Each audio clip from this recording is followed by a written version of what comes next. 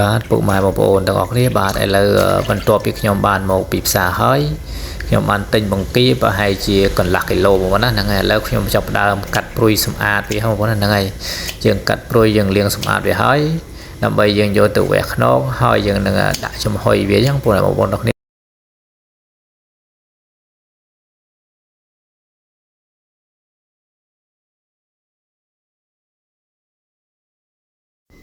បាទបន្ទាប់ពីខ្ញុំបាន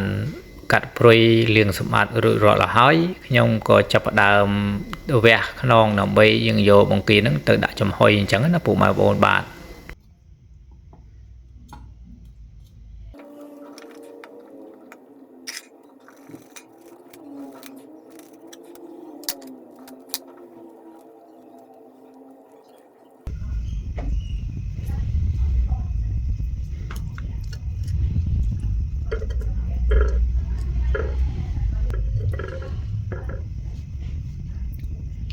បាទចំពោះបង្គានេះខ្ញុំ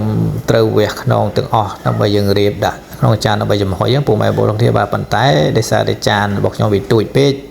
បាទអញ្ចឹងទៅខ្លាចទៅរៀបដាក់មិនអស់អញ្ចឹងណាអញ្ចឹងខ្ញុំវះប្រ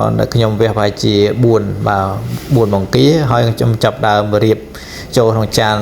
តែម្ដងដើម្បីយើងដាក់ចំហុយសួស្តីពុកម៉ែបងប្អូនអរគ្នាបាទឥឡូវខ្ញុំបានធ្វើនៅបង្គាហើយអញ្ចឹង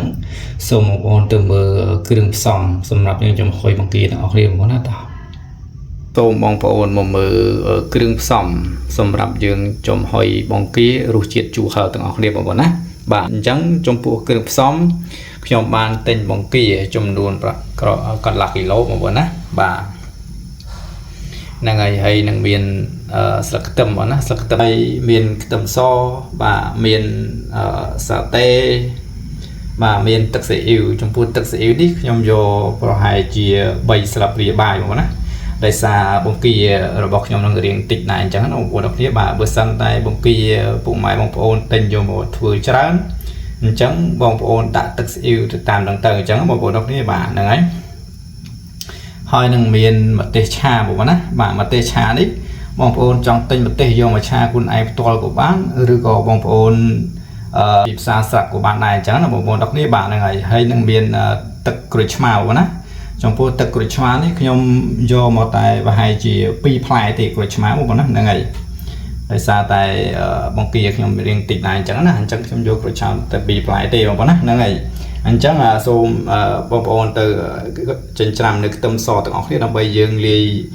គ្រឿងបាទហ្នឹងហើយលាយគ្រឿងចូលគ្នាហើយយើងយកមកស្រោចពីលើនៅបង្គាហើយយើងយកទៅចំហុយ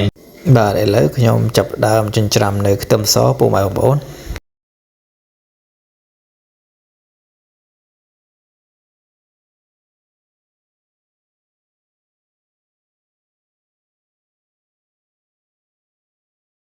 ខ្ញុំបានចិញ្ច្រាំនៅខ្ទឹមសឲ្យអស់ហើយបងប្អូនណាហ្នឹងហើយអញ្ចឹងសូមបងប្អូនមកមើលពិធីនៃការផ្សំគ្រឿងទាំងអស់គ្នាបងប្អូនហ្នឹងហើយ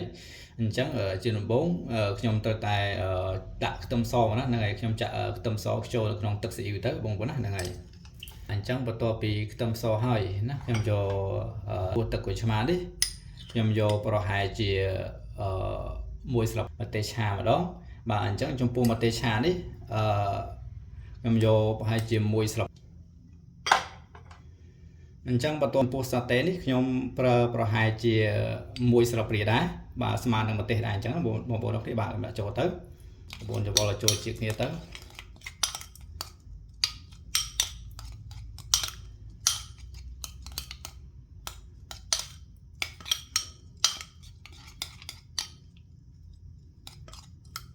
បាទហ្នឹងហើយអញ្ចឹងបន្ទាប់ពីយើងបានច្របល់អញ្ចឹងបងប្អូនយកគ្រឿងរបស់យើងបានលាយហ្នឹង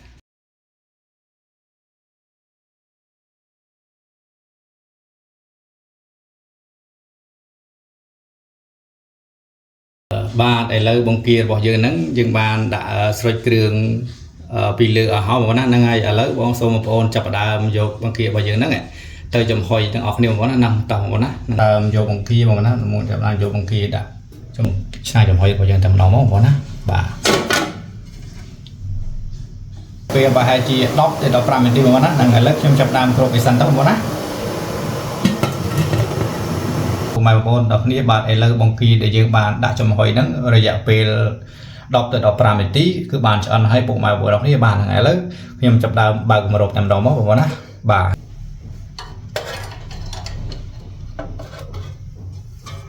ឥឡូវបងគីចំហុយទឹកស៊ីអ៊ីវរសជាតិជូរហឹរបាទគឺបានឆ្អិនហើយបងប្អូនហ្នឹងហើយអញ្ចឹងបន្ទាប់ពីយើងដាក់ចំហុយបានឆ្អិនហើយបាទអញ្ចឹងសូមបងប្អូនរួយមកណាហ្នឹងហើយមករួយស្លឹកខ្ទឹមដាក់ពីលើបងគីចំហុយយើងតែម្ដងបងប្អូនណាបង